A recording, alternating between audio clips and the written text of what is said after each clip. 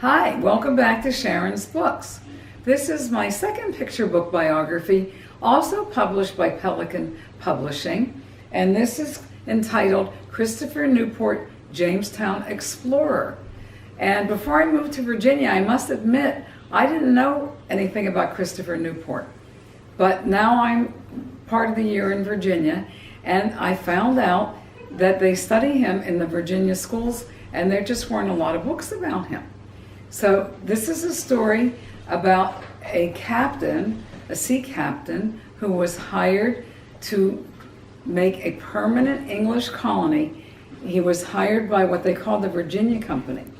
And he took Columbus's route across the Atlantic, through the West Indies, and eventually came up to Jamestown, which wasn't Jamestown, it was just a river, and he thought, well, this looks like a deep harbor, and he named it after King James. And the rest is history, because I think if he hadn't discovered Jamestown, we would be speaking Spanish, because the Spaniards were in Florida, and they were trying to colonize the rest of North America.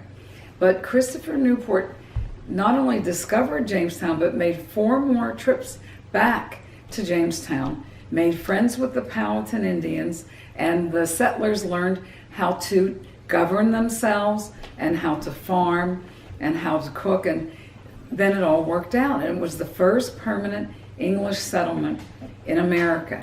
And that's all because of Christopher Newport.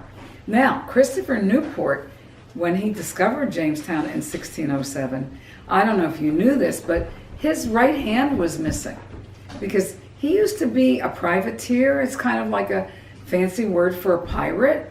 And he and his men jumped on a Portuguese ship, and they had their swords out, and they were robbing the ship of all their jewels and their gold to bring back to Queen Elizabeth, when he had his right hand cut off. And some people thought he was Captain Hook, but he never had a hook. He just lived without his hand, and he did very well, because he lived to be quite old. So if you're interested in this story and learning more about his voyages and about his trips back and forth to Jamestown, then you would want to read Christopher Newport Jamestown Explorer. Now, this book is available through Pelican Publishing, Amazon, and Barnes & Noble, and you can find it in my description. I have the links.